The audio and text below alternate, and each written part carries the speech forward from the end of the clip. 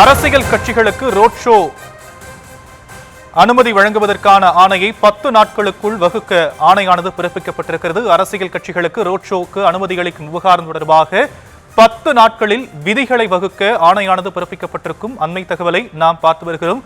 உரிய கால அவகாசம் வேண்டும் என தமிழக அரசு சென்னை உயர்நீதிமன்றத்தில் வாதத்தை முன்வைத்திருந்த நிலையில் 10 நாட்களில் விதிகளை வகுக்க ஆணையானது பிறப்பிக்கப்பட்டிருக்கிறது. விவரங்களை எம்முடைய செய்தியாளர் வெங்கட்ரமணன் வழங்க நாம் கேட்கலாம். வெங்கட்ரமணன், மேலும் விவரம்.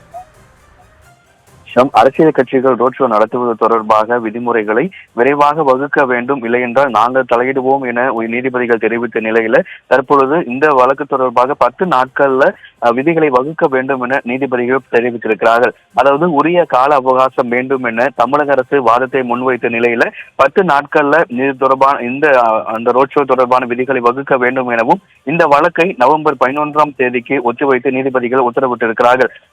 அதாவது இந்த ரோட் ஷோ தொடர்பாக தமிழக அரசு, தாவேகா உள்ளிட்ட பல்வேறு அரசியல் கட்சிகள் முன்வைத்த வாதங்களை கேட்டறிந்ததற்கு பிறகாக நீதிபதிகள் பல்வேறு கேள்விகளை முன்வைத்திருந்தனர். குறிப்பாக ரோட் ஷோ தொடர்பான விதிமுறைகளை விரைவாக வகுக்க வேண்டும், இல்லையென்றால் நாங்கள் உத்தரவு பிறப்பிக்க நேரிடும் என தலைமை நீதிபதி தெரிவித்திருந்தார். அதுக்கு பிறகாக தமிழக அரசு ஒரு கோரிக்கையை முன்வைத்திருந்தது.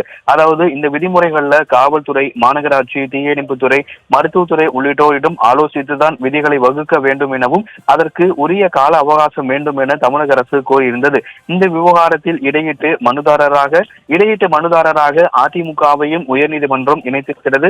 இந்த நிலையில தமிழக அரசு கால அவகாசம் கோரியிருந்த நிலையில 10 நாட்கள்ல விதிகளை வகுக்க வேண்டும் என நீதிபதிகள் உத்தரவிட்டு இந்த வழக்கு நவம்பர் 11ஆம் தேதிக்கு ஒத்திவைக்கப்பட்டிருக்கிறது.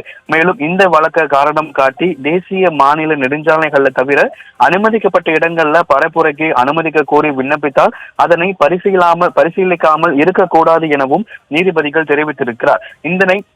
அந்த 10 நாட்கள்ல என்ன விதிகள் வகுக்கப்பட்டிருக்கிறது என்பதை அறிக்கையாக நீதிமன்றத்தில் சமர்ப்பிக்க வேண்டும் எனவும் உத்தரவு என்பது பிறப்பிக்கப்பட்டிருக்கிறது. ரோட் ஷோ தொடர்பாக உரிய விதிமுறைகளை வகுக்க வேண்டும். அதாவது தமிழக வெற்றி கழகம் அந்த கரூர் சம்பவத்திற்கு பிறகாக ரோட் ஷோ தொடர்பான ஒரு முறையான வழிகாட்டு நெறிமுறைகளை பின்பற்ற தொடர வேண்டும் என வைக்கப்பட்ட மனுக்களில் தற்போது நீதிபதிகள் இந்த உத்தரவை பிறப்பித்திருக்கிறார்கள்.